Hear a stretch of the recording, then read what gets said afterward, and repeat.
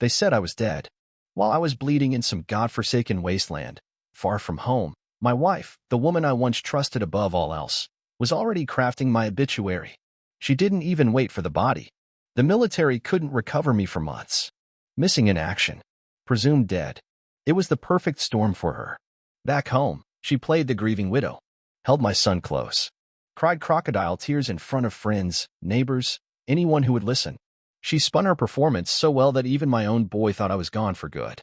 She told him his father was never coming home. She convinced him to start calling someone else dad. And that someone else, a man who had been sniffing around long before my deployment, stepped into my shoes like they were made for him. They sold my death like a product. Government money for a dead soldier. My pension, the life insurance, the survivor benefits, all cashed in. She got her payout. He got my house, my car, my life. They were rebuilding a future on top of my grave while my blood hadn't even dried on foreign soil. But the thing about death is, sometimes it doesn't take. I didn't die. They found me. Broken, yes, but breathing. 2 years in recovery. 2 long, grueling years where every broken bone, every scar, every piece of my body stitched back together fueled a quiet fire inside me. Not because of the pain, not because of what I'd suffered overseas, but because I knew what I was coming back to. Every moment of rehab, every sleepless night, every hour of agonizing therapy, it was all preparation for my return. I didn't scream. I didn't cry. I didn't wallow. I planned. I saw the world differently now. Clearer. Sharper. I realized what love really was and what betrayal really costs. They hadn't just abandoned me. They erased me. By the time I landed back on U.S. soil, I was a ghost walking, officially declared alive again. But for them, I was about to haunt every breath they took. I didn't contact anyone at first. I wanted to see it for myself. And what I saw, my wife, or rather, the woman who used to be my wife, now had my son calling another man dad. My boy was wearing clothes the insurance bought. He was riding a bike that my death paid for. And that man, him, smiling, standing next to my son, hand on his shoulder like he owned him. Like he earned any of this. I stayed hidden for weeks. Watching. Learning. Not just them, but everyone who knew, who played along, who enjoyed the money that came from my death. Friends. Her family. Neighbors. All smiling, all pretending like I never existed. They all buried me before I was even cold. But now I was back. And they were about to learn that some ghosts don't rest easy. I didn't knock on their door. I didn't announce myself at the airport. No parade, no emotional reunion, no heartwarming homecoming. That would have been too easy for them, and far too merciful. Instead, I watched. From the shadows of my old life, I studied every detail. Their schedules, their habits, their lies. She had done well for herself with my death. The house was renovated, shiny new floors, stainless steel appliances, marble countertops. All of it bought with blood money. My blood. The man, his name was Darren, of course. It would be something plain like that. Darren was a real estate broker who had suddenly come into a much better lifestyle. New SUV. Rolex. Private school for my son. My son who now barely remembered me, calling Darren dad, like it was natural. He wasn't even angry at the thought. He was too young to know. She poisoned him slowly, carefully. She fed him this narrative where daddy died bravely and Darren picked up the pieces because he was such a good man. A hero in her story. Hero. That word burned. At night, I'd sit in my truck 2 streets over, watching the lights go out one by one in my house. No, their house now. The house I bought with years of service, of sacrifice. The house I bled for. The house they turned into a stage for their little show. But here's the thing they didn't know. I wasn't just watching them. I was collecting. I pulled records. Dug through financials. Found the accounts where she deposited the death benefits. Tracked every cent of hush money she received. They even sold my old pickup, my tools, my gun collection. Liquidated my entire existence like I was just some line item to erase. Worse yet, I learned she'd been planning long before I ever deployed. The affair had started nearly 6 months before I shipped out. She didn't fall into Darren's arms grieving. She orchestrated this from the start, and my deployment gave her the perfect alibi. She was ready for me to die. And when the military declared me missing, not even confirmed dead, she didn't wait. She filed the paperwork immediately. She didn't hesitate. That's when it stopped being personal betrayal. It became calculated fraud. She thought she could hide behind grief, behind sympathy. Play the widow card, cash the checks, collect the condolences. But you can't hide paper trails. Not from someone who's got nothing but time and rage. I wasn't just going to confront her. No, this was going to be bigger, much bigger. And then, as fate would have it, an unexpected gift landed right in my lap. Her family, her greedy, toxic family, they were in on it too. Her brother was managing some of the funds, helping shuffle the money around so the IRS wouldn't come knocking. Multiple shell companies, offshore accounts, they were laundering my death. That's when I smiled, really smiled, for the first time since I got back. Because now it wasn't just betrayal. Now it was federal. And I knew exactly how to destroy them all, not with fists, not with shouting, but with cold, irreversible ruin. I could have smashed everything, kicked the door down, screamed, cursed, broken Darren's teeth, thrown her betrayal in her face. But that would have given them an ending. A nice, clean confrontation they could survive. They'd spin it to the cops, to the neighbors. Poor man, broken from war, couldn't handle the truth. No, that's not how this ends. They didn't deserve closure. They deserve collapse. I started small, subtle. They didn't even see the cracks forming beneath their feet. First, I hired a man, an old friend from my deployment, one of the few people who still believed in me. Let's call him Mason. Ex-intelligence. He owed me, and I called in my marker. Mason got to work right away. He pulled surveillance footage, dug up transaction logs, traced the money trails, dug through Darren's real estate licenses, his property investments, the quietly leased vacation homes under LLCs that all tied back to my wife's brother. They weren't just stealing. They were laundering millions they had no business holding. Fake corporations, under-the-table cash sales, foreign wire transfers. They weren't just living off my death benefits. They were building an empire off my grave. But the beautiful thing about greed? It makes people sloppy. Mason intercepted one of Darren's wire transfers to an offshore account. That alone was enough to get the attention of the feds if the right anonymous tip came in. Which, of course, it would. At just the right time. I watched as they hosted dinner parties, laughing in the glow of the patio lights. My son, sitting on Darren's lap. My boy. I stayed in the shadows, watching the man feed him lies, hand him gifts paid for with my blood. And still, I waited. I didn't want rage. I wanted precision. I wanted them destroyed not just in their finances, but in their reputations, their relationships, their futures. Because that is what they took from me. My future. And then came the next move. I scheduled a private meeting with a federal financial crimes agent. Didn't even need to use my name. I laid out every piece of evidence I'd gathered, quietly, methodically, backed up with documentation Mason had compiled. Fraud, insurance scam, money laundering, tax evasion, and something else that would seal their fate. A copy of the life insurance claim filed under the presumed death of a missing soldier, while my official military status was still missing, not confirmed dead. That's federal wire fraud. Maximum prison time. I handed the agent the file and said only one thing. All I want is my son back. The rest? You can have. He looked at the stack of evidence like it was Christmas morning. The hook was set. And now? Now it was only a matter of time before the trap snapped shut. 2 weeks passed. Long weeks. But I was patient. They, on the other hand, had no idea the countdown had begun. While they were out on their little vacations, spending stolen money in places they never should have afforded, the federal investigation was quietly opening behind closed doors. Subpoenas. Surveillance. Account freezes. They didn't even feel it, yet.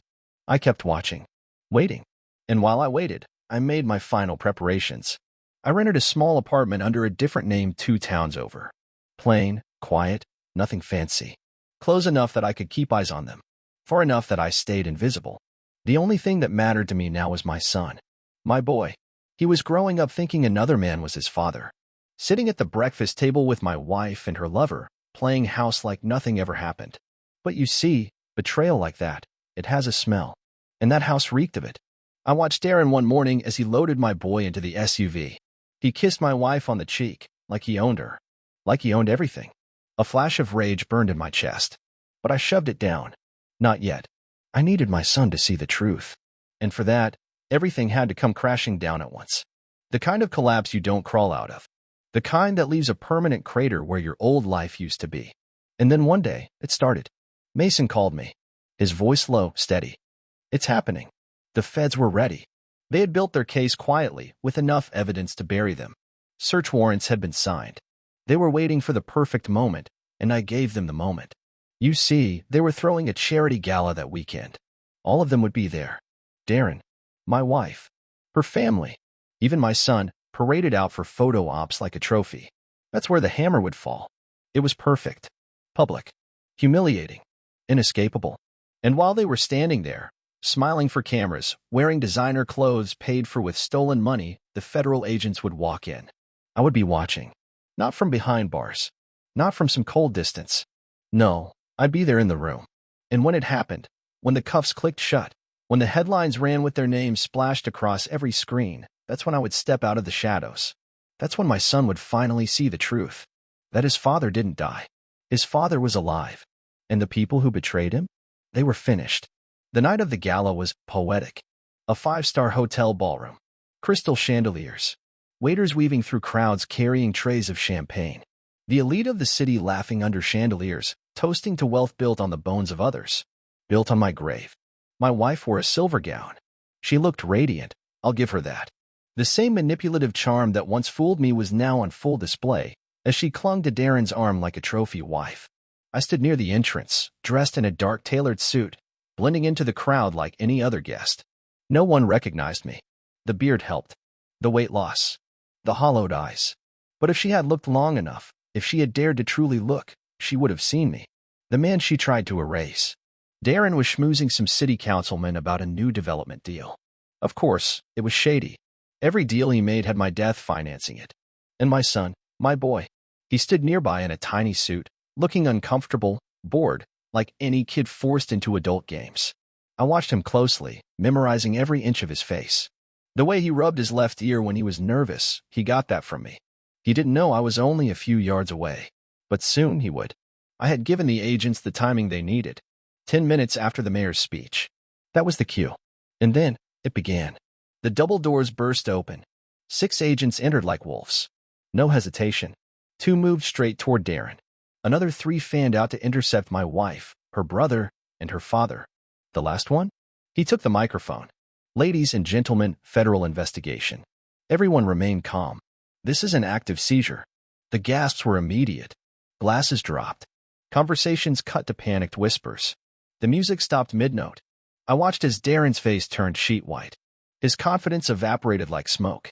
My wife's lips parted slightly, her eyes darting, searching for some way out. There wasn't one. Her brother tried to make a call, an agent snatched the phone from his hand. The agents read the charges aloud, their voices slicing through the stunned silence. Fraud. Wire fraud. Insurance fraud. Money laundering. Tax evasion. Racketeering. All of it. Darren was cuffed first, the metal clamping around his wrists as his head dropped in defeat. The same hands that had touched my wife, raised my son, stolen my life, now pinned behind his back. My wife was next. She didn't cry. Not at first. But the moment they said conspiracy to defraud the U.S. government, her knees buckled. An agent grabbed her elbow to keep her standing. And then finally came the look I had been waiting for. She saw me. Across the room. In the crowd. Our eyes locked. And for the first time since this nightmare began, I saw it. Fear. She knew exactly who I was. She knew exactly why I was there. And she knew this wasn't an accident. This was punishment. Her punishment. As the agents hauled them out one by one, I didn't move. I stood there in the middle of that glittering ballroom, watching my carefully built plan unfold like a symphony. The whispers swirled. Faces I once called family friends now whispered behind manicured hands. The socialites, the politicians, the executives, all staring, as if a plague had swept through the room. Because it had. Their little empire, the one built on my supposed death, was collapsing publicly, irreversibly. And then my son, my boy, he stood there frozen, clinging to the hand of one of my wife's friends. His eyes were wide, confused, scared. That was the part one had prepared for the most. I walked toward him slowly, deliberately. My heart pounded, but my steps were steady. Every face in the room turned as they recognized the direction I was moving. By now, the murmurs had changed. Some of them had put it together. Is that him? He's supposed to be dead. That's her husband. The soldier. I knelt down slowly, getting to my son's eye level. His little face trembled, and I could see him trying to place me the way children do when their instincts scream, but their memories haven't yet caught up. His voice came out as a shaky whisper. Are you my real dad? It nearly broke me right there. But I couldn't let emotion take me. Not yet. I reached out my hand, steady as stone. Yes, son. I am. and I've come to take you home." The woman gripping his hand stammered, glancing around, but there was no one left to protect her. The agents nodded at me from across the room. They knew. Everything had already been arranged. Emergency custody, temporary guardianship, full legal rights already processed. I had anticipated every angle. He took my hand slowly, his tiny fingers gripping mine. The moment his hand wrapped around mine, everything else fell away. For the first time in years, my son was back in my arms. The child they tried to steal from me. The boy they tried to make forget. But blood remembers. And now, he would know who stood for him when no one else did. As we walked out of that cursed hotel, I could still feel her stare drilling into my back. My wife, now cuffed and broken, realizing she hadn't just lost her freedom or her money. She lost everything. Especially him. The days that followed moved like slow motion. Headlines exploded. News anchors debated the scandal for days. Real estate empire collapses and fraud scandal. Widow who faked husband's death now facing federal charges. Every ugly detail splashed across the screens. The insurance fraud, the money laundering, the betrayal. Even the old family friends distanced themselves like rats fleeing a sinking ship. My phone rang off the hook. Attorneys, journalists, people I hadn't heard from in years suddenly wanted to hear my side. To tell my remarkable survival story. They didn't understand. I didn't want fame. I wanted peace. And for the first time since that deployment, I had it. My boy slept peacefully in the next room of my small apartment. I watched him through the cracked door every night, the rise and fall of his little chest, the soft sighs as he dreamed. The nightmares he had been fed, the lies about who I was. I'd spend the rest of my life undoing the poison they'd planted. He didn't talk much about Darren. Or her. And I didn't push. He just clung to me like I was an anchor in a storm. Sometimes, in the quiet, he'd whisper questions. "You're not going to leave again, right? They said you died. But you didn't die. You came back. Why did Mommy say you were gone?" I answered carefully. Always the truth, but never cruel. "I was hurt, son. But I fought my way home. For you. That was enough for now." The full truth would come later, in small pieces, when he was ready. I had been to hell and back. But he was my reason to rebuild. The courts moved swiftly. Her bail was denied. The judge saw through every crocodile tear. Darren was just as deep, and he flipped quickly, throwing her and her brother under the bus in a desperate plea deal. Didn't matter. The evidence I handed over had already sealed their fate. They were going away for a long time. Decades, not years. Her parents? Co-conspirators. They thought their money could save them. Turns out, federal prison doesn't care how many golf courses you belong to. And me? The government had quietly processed my reinstatement. Technically, I was alive again, though that didn't feel quite accurate. The man who had left for war all those years ago, he was long gone. In his place stood someone colder, sharper, unforgiving. I had learned what most men never do. Betrayal doesn't kill you. The legal war was over. The public humiliation complete. But there were still embers burning beneath the ashes. Her defense attorney tried one last play. Claimed she was misled by Darren. That she was a grieving wife, desperate for comfort, manipulated into the fraud. Pathetic. The judge didn't buy it. Neither did the agents who'd seen the depth of the paper trail we exposed. She signed every form. She filed every document. She knew what she was doing from the very beginning. And then there was Darren. Coward. The moment the pressure hit, he folded. Sold out every single one of his co-conspirators to the prosecution, hoping for leniency. Claimed he only went along with her plan because of love. Disgusting. They tried to paint each other as masterminds.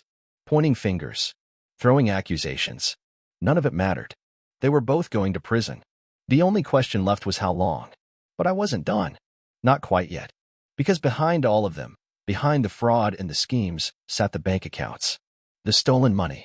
The blood money. Money meant for my son. Mason and I had followed every account, every hidden stash, every offshore transfer. The government seized the lion's share during the investigation, but not all of it. There were still side accounts they thought no one would ever find. Wrong. Through quiet channels, I filed civil suits against each of them. Not criminal. Civil, asset recovery. I wanted every stolen cent back.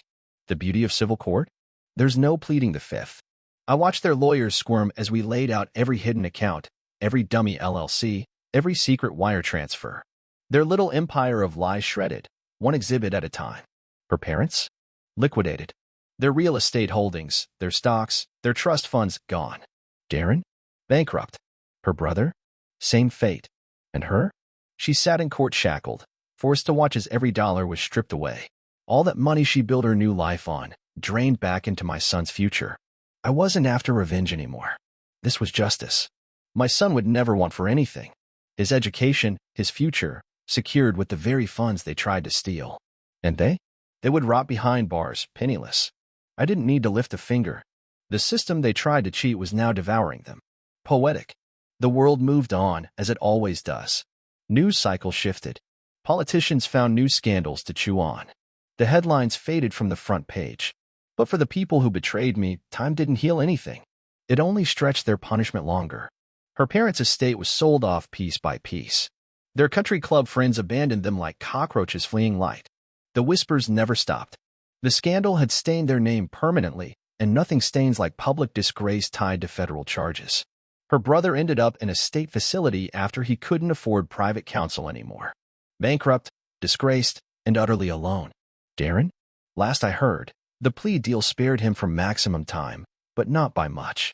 He flipped on everyone, including some of his own clients.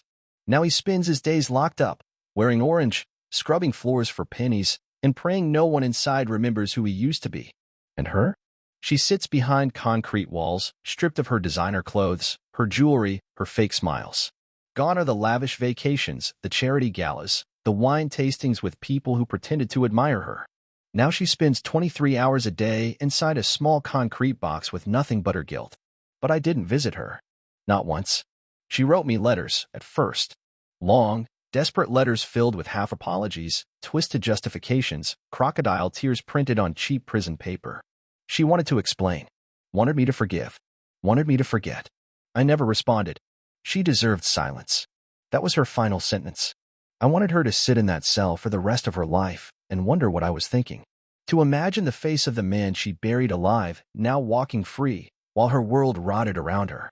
Every time she closed her eyes at night, she would see me standing there in that ballroom, watching her fall, watching her lose everything. I was her ghost now. With them gone, the world grew quieter. Not peaceful, not yet, but quiet. I moved my son and I into a modest home outside the city. Nothing like the old place. No marble countertops, no showy two-story foyer, no imported tile. Just solid brick, real wood floors, and land that couldn't be taken from us. I built it with my own two hands. Every nail, every board, every shingle. It wasn't about saving money. It was about taking back control. When you've been through hell, you stop trusting what others build for you. You build your own foundation this time. Stronger. Untouchable. My son, he was adjusting better than I expected. Kids are resilient, more than we give them credit for. The nightmares faded slowly, though sometimes, in the middle of the night, I'd hear him call out. Sometimes for me, sometimes for a version of me he barely remembered. But I was always there now. No deployments. No leaving. Every morning, I packed his lunch. Every night, I helped with his homework. I showed up for every school event, every game, every parent-teacher conference. I wasn't perfect, not by a long shot, but I was there. One night, while we were sitting on the porch watching a summer storm roll in, he finally asked the question I knew would come. Dad, why did Mom do all that? I stared at the horizon for a moment, thinking carefully. Some people, they forget what matters, son. They get lost chasing things that don't last, money, power, attention. They forget about loyalty. They forget about family. He was quiet for a long time, chewing on that. You won't ever leave again? I turned to him and locked eyes. Never again, son. Never. And I meant it. That night I slept better than I had in years. Because for the first time since they tried to bury me, there was nothing left for them to take. No strings attached. No debts. No shadows waiting to strike. The past was dead, but I was very much alive. And they were exactly where they belonged. Time passed. Seasons shifted. The world outside kept moving, pretending like none of it had ever happened. But I knew better. The stain never fades. Every once in a while, I'd still hear whispers. At the grocery store. At my son's school. In town. That's him. The soldier who came back. That's the wife who. They never finished the sentence. They didn't have to. Everyone knew. The scandal followed my son too. Kids at school whispered behind his back. Parents looked at him like he was a walking reminder of how ugly people can be. He didn't say much about it, but I could see it in his eyes. That silent weight pressing down on a child far too young to carry that kind of baggage. One night, after one of his baseball games, he sat beside me in the truck, staring out the window. Dad, am I going to be like them? The question hit me like a sucker punch. I pulled the truck over, turned off the engine, and looked him dead in the eye. You listen to me, son. You are nothing like them. But I've got their blood. Blood doesn't make a man. Choices do. He sat quiet, chewing on my words. I could see him trying to process it, trying to balance the things people whispered with the truth I was trying to anchor him to. You know what makes you who you are? I asked. The way you carry yourself. The way you treat people. The way you stand when life tries to knock you down. They made their choices, and they're paying for them. You get to make your own. That's when he did something that gutted me more than I ever expected. He reached over, gripped my hand tight, and whispered, I'm glad you came back. My throat tightened. I couldn't speak. I just nodded and held his hand. That moment right there. That's what they tried to steal from me. Not just the house. Not just the money. Not even just my name. They tried to steal this, my right to be his father. And they failed. The prison letters didn't stop. Every few weeks, like clockwork, another envelope would arrive, postmarked from the correctional facility where she rotted away. My former wife, the woman who orchestrated my death, kept trying to claw her way back into relevance. I never opened them at first, but after a year of silence, curiosity finally outweighed my disgust. I slit one open. Inside, a desperate mixture of apologies, manipulations, and delusions. I made mistakes. You have to believe I never meant for it to go that far. I was scared. Darren pressured me. I still love you. I always loved you. The same garbage she had told herself 1,000 times over. She wasn't sorry for what she did, only sorry for what it cost her. Some letters tried to rewrite history. You were gone for so long. I thought you weren't coming back. I was grieving. Grieving? No one cashes government checks that fast when they're grieving. No one moves another man into my son's life while they're grieving. No one files fraudulent claims while the body isn't even cold. She wanted me to offer her forgiveness. A lifeline. Something to ease the gnawing guilt that chewed at her while she stared at concrete walls every night. But forgiveness is something you give to the worthy. And she would never be worthy. I never responded. Not once. I kept the letters, though. Not for me. For my son. One day, when he's old enough, when his mind is sharp enough to carry the weight of the truth without it crushing him, I'll show him exactly who his mother really was. Not the sanitized version that she'll try to peddle if she ever gets parole. The truth. The letters will be her final confession. In her own words. Sealed by her own hand. There would be no escape from what she did. Not for her. Not for any of them.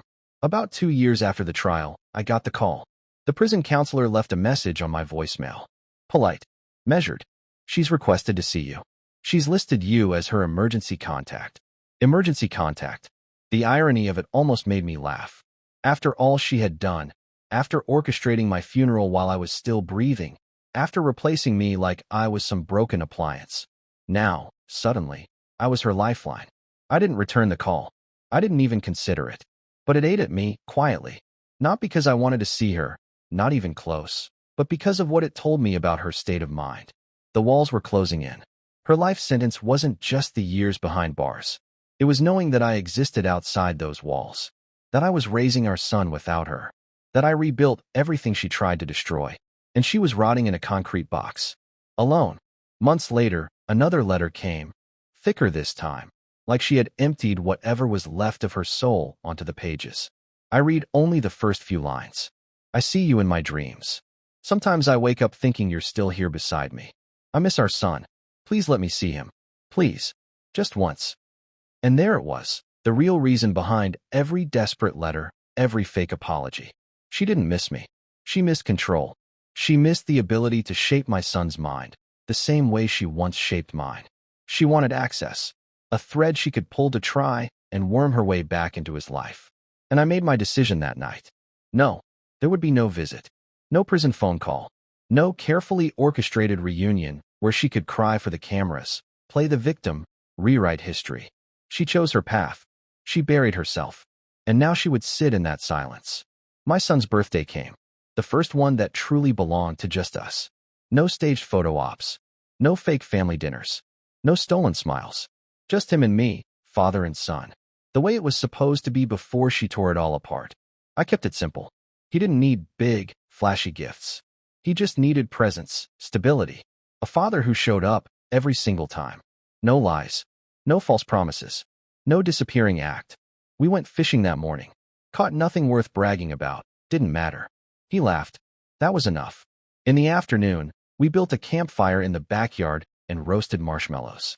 It reminded me of how simple life can be when you strip away all the poison. But as the night settled in, I saw something flicker in his eyes. That quiet hesitation. The weight he sometimes carried when the world got too loud inside his head. Dad, yes, son. Do you think she ever loved me? That's the kind of question no father ever wants to answer. But he deserved the truth, not the fairy tale version his mother would have fed him if she still had her claws in him. I took a deep breath and chose my words carefully. I think at one time she might have. But love doesn't look like what she did. Love protects. Love sacrifices. Love never lies like that. Then why did she lie so much? Because some people care more about themselves than anyone else. And when you live like that long enough, you lose sight of everything that matters. His little hands gripped the blanket tighter, but he nodded. He was stronger than I ever was at his age. I'm glad you came back, Dad. I smiled, but there was a fire behind it. Me too, son. And I promise you, nobody will ever take me away from you again. That night, after I tucked him in, I sat in the living room alone for a long while, staring at nothing. That's when it really sank in. I wasn't just fighting for revenge anymore. I was building something. A life. A legacy. One far stronger than anything she tried to steal. 3 years later, the letter came. The state had scheduled her first parole hearing. Early release eligibility for good behavior. Standard procedure, they said. But nothing about this situation was standard. The notice sat on my kitchen table for days. I stared at it every night like it was some venomous thing crawling out of the past. Technically, as the victim, her victim, I had the right to submit a statement. And I did. I wasn't going to let the system forget what she had done. Not while my son was still healing from wounds she carved into him. I wrote the statement personally. No lawyer. No advisor. Just me and the truth. I listed every crime, every deception. I described how she stole my identity, my life, my fatherhood. How she replaced me before my blood had even dried overseas. How she allowed another man to stand where I should have stood, all while taking government checks for my death. I ended it simply. She didn't just betray her husband. She betrayed her son. And for that, there is no early release. The hearing came and went. She sat across from the board, wearing that same manipulative mask she'd worn in court. The sob story. The remorseful tears. The board read my statement aloud. I wasn't even in the room, but I heard later that her face twisted when they reached the part about our son. The board voted unanimously, denied. Next review, 5 more years. When I got the official notice, I folded it neatly, slipped it into a file labeled closed chapters, and stored it away. She would sit in that cell longer. And even if she lived long enough for the next hearing, I'd be waiting again. Patient. Steady. A father protecting his son. A man she would never defeat. As the dust finally settled, life started to grow into something almost normal. Mason, my old friend, my silent partner in all this, visited often. We'd sit on my back porch, beers in hand, watching my boy chase the dog across the yard. You did it, brother, Mason said one evening, his voice low. You pulled off what most men only fantasize about. You brought them down, without lifting a fist. I nodded, but my stare stayed fixed on my son. They were never the real prize, Mason. I know. He understood. He always did. This was never about vengeance for me. Not really. That part had burned out long ago. What was left was something colder, stronger, justice, and peace. I wasn't the same man who left for war years ago. Back then, I was naive. I thought loyalty was enough, that love was unconditional, that family couldn't turn on you. Now I knew better. Loyalty is tested when no one's watching. Love without honor is nothing but hunger in disguise. And family? Family is who stands beside you when everything else falls apart. Mason was family. My son, he was my blood. Yes, but more importantly, he was my second chance to build something honest. I enrolled in a contractor's course. Not because I needed the money, not anymore. Between the civil suits and seized assets, my son's future was secure. No, I did it because I needed to build again. With my hands. With sweat. With real, solid foundations that wouldn't crumble like the false world she tried to construct. I started small, renovating homes for returning vets, for widows who'd lost soldiers overseas. Quiet work. Meaningful work. Work that gave me back something I didn't even know I had lost. Purpose. A few years later, it happened. I wasn't expecting it. Life had settled into its rhythm. Work, school, baseball games, quiet evenings on the porch. The past felt distant, like a story that happened to someone else. Until I saw her again. It was at a charity event for veterans, something local, small. I'd been invited by a buddy I'd helped renovate a home for. My son was there too, a teenager now, standing tall with that same quiet strength he'd developed over the years. And then I felt it, that old electric buzz under the skin. That sixth sense you develop when danger's nearby. I turned, and there she was. Not in an orange jumpsuit this time. Out on parole. Early release for good behavior after years behind bars. She blended into the crowd, wearing a cheap dress that couldn't hide how far she'd fallen. The high-end glamour was gone. So was the arrogance. What remained was something far more pitiful. She saw me almost instantly. Her eyes locked onto mine. And for a moment, just a moment, I saw a flicker of what she once was. That hollow attempt to summon back the charm, the manipulation. But it didn't land. Not this time. My son noticed her too. His posture stiffened. He looked up at me, waiting for my cue. Wondering if he should feel fear, or pity, or anger. I put my hand on his shoulder. Calm. Steady. Let's go, son. You don't want to say anything? I smiled. There's nothing left to say. As we walked away, I could feel her eyes drilling into my back, just like they did that night in the ballroom when it all came crashing down. Only this time, there were no agents, no cameras, no crowd gasping. Just her. And the life she destroyed for nothing. She thought she could rebuild. She thought she might get one more chance to worm her way into our lives. But that door had been welded shut long ago. She was nothing but a ghost now, haunting the world she no longer belonged to. And I wasn't afraid of ghosts anymore. Years passed. The headlines faded. The court files gathered dust. The names involved in that scandal became a distant whisper that most people didn't even remember anymore. But I remembered. I always would. And so would my son. He was a man now. Taller than me, stronger too. Carried himself like someone who had lived through storms most people never see. He bore the scars of what they'd done, but not as wounds. As armor.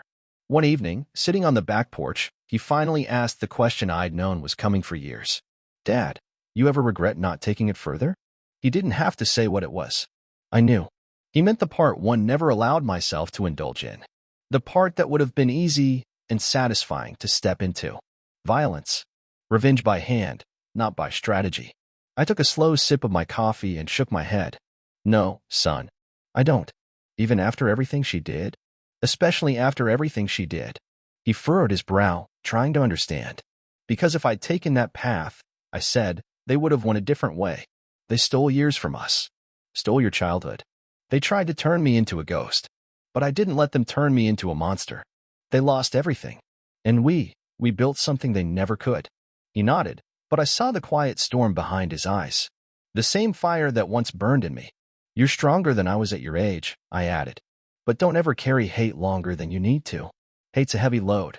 Too heavy for a man trying to build something that lasts. He looked out toward the trees, the sun setting behind the hills. I just wanted to protect you, Dad. I still do. And you did, I said, gripping his shoulder. More than you know. The truth was, my son didn't just survive all of it. He became my anchor. My reason. They thought they were stealing my life. But in the end, they only sharpened my purpose. And gave my son the kind of strength that no inheritance, no trust fund, no lie could ever provide.